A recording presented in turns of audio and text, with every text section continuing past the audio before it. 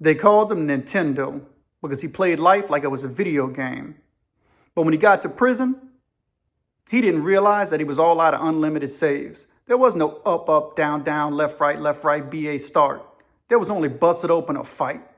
That's right, the Booty Bandit was the final boss, and Nintendo didn't realize he was playing Ghosts and Goblins on the NES. And nobody beats that game. Nobody. He even had video game characters tattooed all over himself. Imagine getting put into a cell with Mike Tyson's Punch-Out. Well, that's what happened to Nintendo. And his celly wasn't Mike Tyson, it was Table Leg Slim. And the only joystick was his third leg. Game on. This is the story. It was 1988, and Louisiana had the nation's most violent and vicious prisons, and bloody Angola was on the top of the list. And Nintendo found himself on the first thing smoking, straight to the cell block on a fresh 20-year sentence for a ring of car thefts and cocaine habit that mimicked Miami Vice villains. The only thing that he liked playing more than video games was playing with the law. Yeah, you guessed it. Nintendo was a 2-bit hustler. Now he was strutting down the cell block like he was the main star in a blockbuster film. Opening scenes, AC/DC, who made who, until a cell bars ragged back and he was staring in the eyes of an empty hole.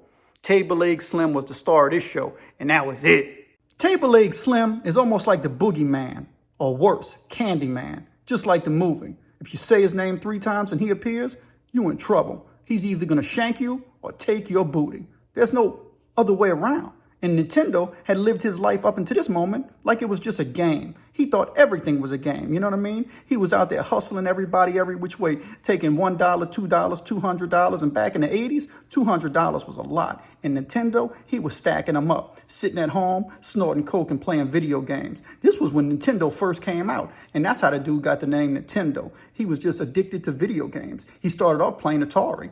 And when the world got more fast-paced, you know what I mean? From 2 or 3, 4 bits to 16-bit Nintendo. Well, that's when my boy Nintendo turned it up and he got more creative too. The world had just got a little bit faster. It went from the 70s to the 80s, from Intellivision to Nintendo. And the crime and the types of crimes that were going on, they picked up the pace too. This was during the time when cocaine was starting to come out everywhere. This was when the time when rappers and gangster rap was starting to come out. This was the time when crack cocaine was starting to flood the streets. And the war on drugs, coming all the way from Nancy Reagan, had come from the White House all the way to the streets of the inner cities. Well, Nintendo, he was from New Orleans. And he had a cousin who lived in Florida. That's right. All the way down there in Miami. And they thought they could steal cars from New Orleans and run them back to Miami, and steal cars from Miami and run them back to Florida. And they did this for a couple months until they realized that they weren't as smart as they were. And, of course, as usual, the cops caught them. They wasn't smart when it came to switching VIN numbers. Instead, they wound up in jail. And after a long and lengthy trial from the 80s, sitting inside Orleans Parish Prison, well, Nintendo received his fresh 20 years. And when he got to Angola and that cell bar racked back and those cell bars went and he finished strutting down the cell block like he was somebody special, and he looked up and there he was, 6'6". Eyes dark and empty, face dark and empty, no smile whatsoever, standing there in boxing shorts. Built like Arnold Schwarzenegger, Table Leg Slim, the man, the myth, the legend. And if you know anything about Louisiana prisons, one of the most notorious inmates of all time, it's almost like he's a myth. Some wonder if he's even real. Well, when dudes were telling me stories when I got to prison in the 90s, from the 70s and the 80s, they were telling me about all kind of little dudes who thought they were hard, who were getting ripped apart, right? In their anus by Table Leg Slim. That was all the stories. As soon as you got up the road, you heard about Table Leg Slim. And the only thing that you was hoping is you didn't wind up in a cell with Table Leg Slim. Well, Nintendo wasn't so lucky. And when the cell closed, there was no Nintendo. There was only Table Leg. And when the lights went out and things got quiet and everybody down the tier turned their ears toward the cell, because they wanted to know what was going to happen to the little young cat who was strutting up and down the block like he was somebody special. You know what happened. Everything just got quiet. The whole cell block was eerie. It was uncanny. The quietness. You could hear a mouse walking. Or even worse, you could hear a rabbit thinking as a coyote snooped around his den. That's what was going on this cell block. They wanted to know. And listen, don't think that there were other young cats in those other cells praying and writing their mama saying, I'm so glad I'm not in a cell with Table Leg Slim, as their heart was beating, wondering what was going to happen to this little young dude. They were just as scared. But others were just interested, because the drama that happens on a cell block is the only entertainment you get. And Table Leg had fresh fish alone in the cell with them. And so everything was just quiet. And they were listening. And all of a sudden, you could hear a conversation. You heard this little voice say, yeah, man, when I first got my Nintendo, it was the best day of my life. I love getting my Nintendo. I'm so glad my mom bought me that Nintendo for Christmas. It changed who I was.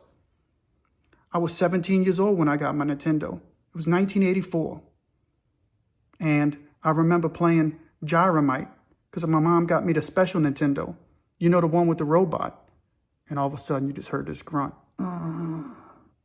That grunt, that was Table Leg. And he was listening intently. But make no mistake about it.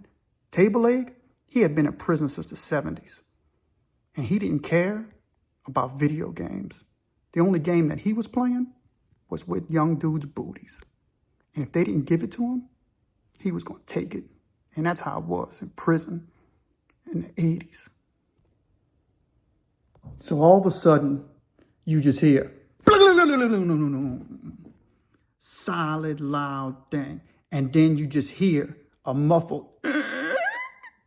That's right. You can guess what happened. Table Leg had grabbed Nintendo by his throat and flipped him around on the bunk. His grip was so tight around dude's throat that he couldn't even barely make no noise. And they said, because the dude said that when he was on the tier, he was listening, and all you can hear was barely muffled grunts and groans as Table Leg was violating Nintendo. You just heard. He said he was thinking to himself, because at this point, the dude who I'm talking to in DeQuincy, he's the one who was on the cell block when this happened. And he's telling me the story. And he's an honest dude. This was an old Vic. And he told me he had to shank a few dudes. You know what I mean? A couple of dudes tried to get him, and he had to shank him. And this was a little small white dude who was telling me. And I'm saying small and white dude, but this was in the late 90s when he's telling me the story. And this dude who's telling me the story, he's only like 6'5", rough dude. Built, tattoos all over his face, his neck, his arms. He got needle marks on his arm because he was shooting dope in Angola. And he was telling me he liked the boys too. And I'm like, yeah. He's like, yeah, but I changed, you know. And, you know, he's getting close to getting out of prison. And because this is in the 90s, he'd been there in the 70s. But you could see it in his eyes when he was telling me about Nintendo that it really bothered him. I said, you know what? Because I remember this dude, he told me some other stories. He had wrote some fictional books, and he shared them with me. And it was all about young dudes, you know what I mean, fighting in Angola. Some of them were some gangster stories, but most of them were just dudes getting their booty took. And that's how vicious it was doing time in Louisiana. It's still vicious doing time in Louisiana. You might go in there and think everything's fun and games, but if you ain't about your business, them dudes don't care about the technology out here in free world. Just like they didn't care about Nintendos back in the 1980s, in the late 2000s, in the 2020s, they couldn't care less about your iPhone unless you're giving them one so they can use it to make money or contact the people they care about. Nintendo was weeping and wailing as he was getting violated. And Table Leg took everything from him. I wish I could sit here and tell you I knew what happened to Nintendo, but I don't, because I never personally knew Nintendo. I just knew the stories of boys like Nintendo who got took by men like Table Leg Slim.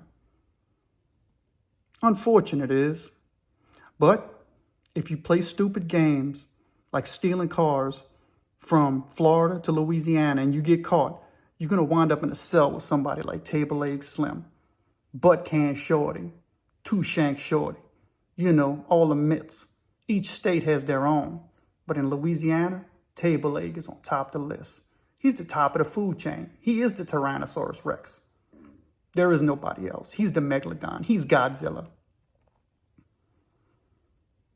Some even wonder if table leg is still alive.